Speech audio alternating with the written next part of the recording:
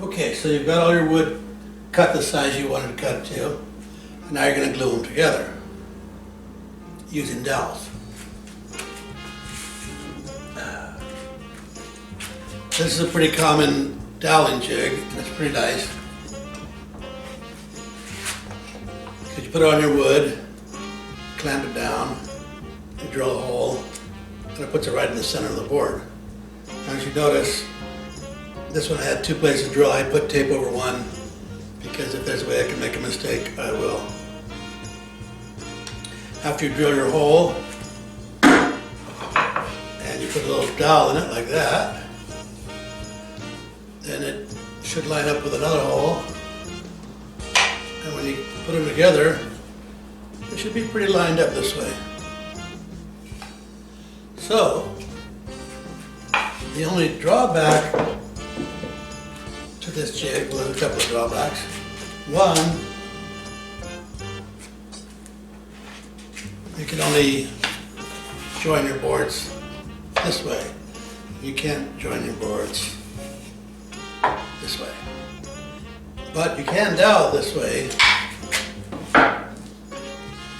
You just need to use a different jig like this joint crafter. Another drawback to this jig is the way you're supposed to use it.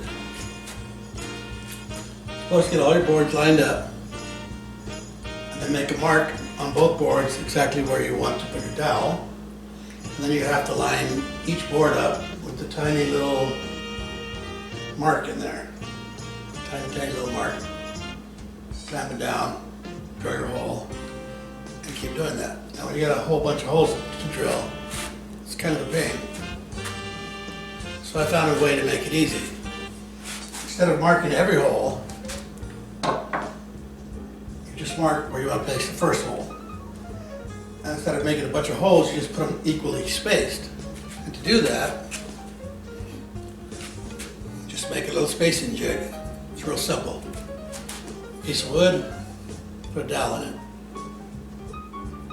Now, you still line up the first one, but after you drill the first hole, you use this to space, and I'll demonstrate.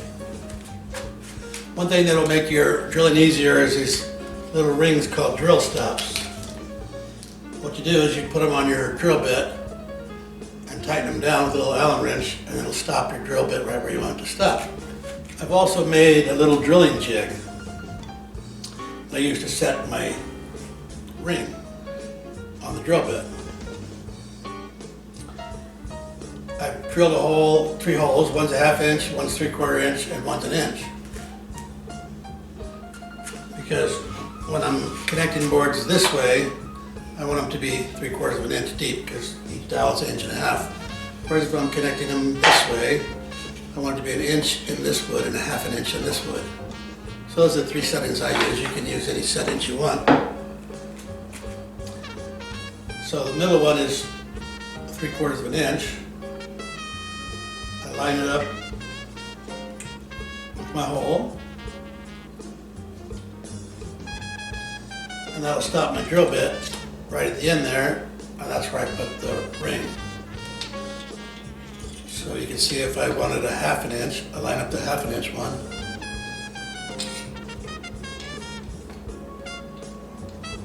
Put it in there and I'd have to drop my ring. Okay, to get these boards lined up, I still need to make one mark on each board.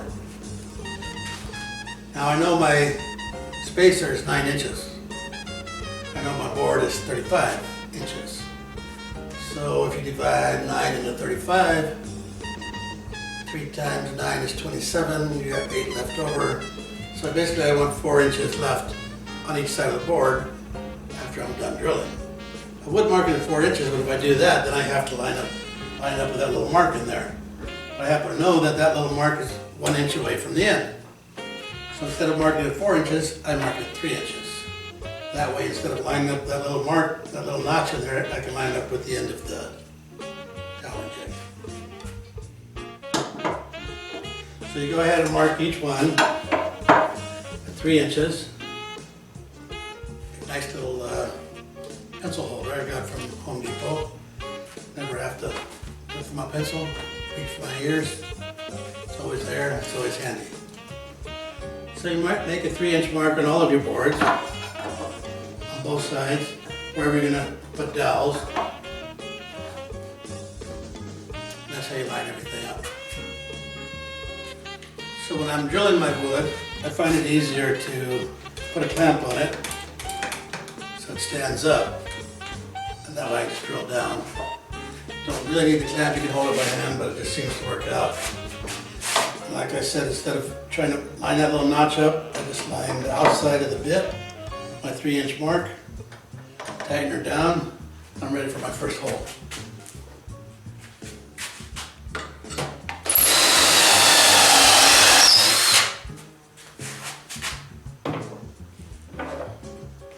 And this clamp goes on real easy, but it doesn't always come off so easy. So I use a wrench, put it on there, now it comes off real easy. Move it out of the way.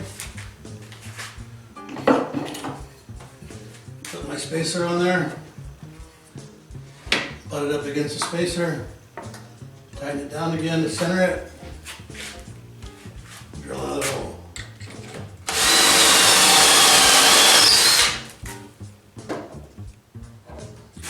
Same thing, loosen it, move it out of the way, take out your spacer,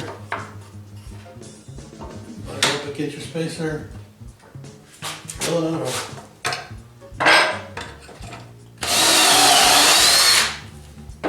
Process is pretty quick, pretty darn easy. So after you've drilled all your holes in the first one, you can go ahead and put in your dowels.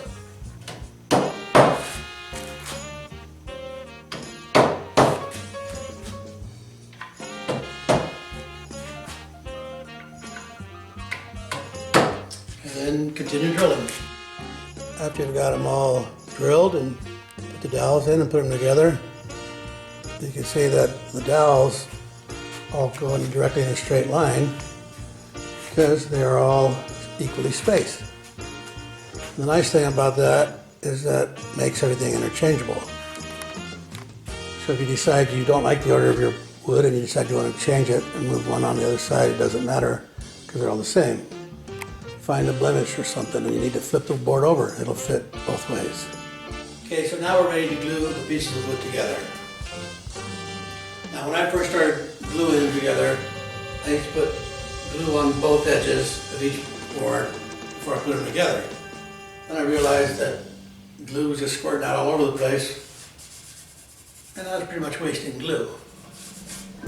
So now I only put glue on one edge, and when I put them together, it's fine. But I've also learned how to put the glue on all the edges all at the same time.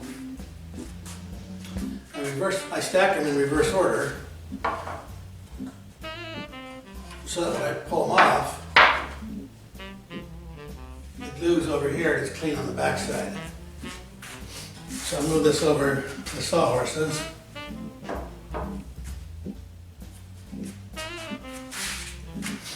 So after I get them all lined up, I put a couple of clamps on the back.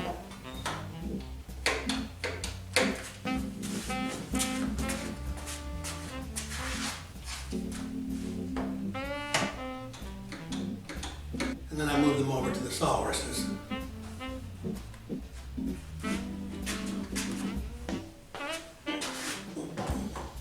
Now I put a small piece of wood behind here to keep the wood from tipping over. And this way I can apply glue to all three ends of the wood at the same time. So I put a bead of glue on the end of each piece of wood.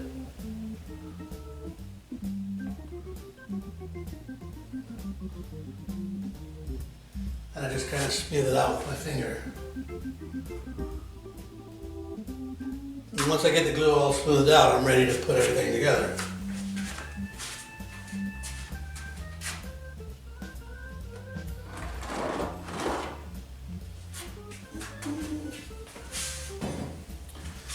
Take out the board, turn over on its side.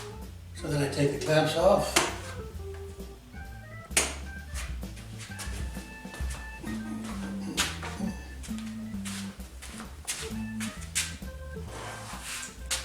put this board up against this board. Since there's no glue on this side, I can squeeze them together.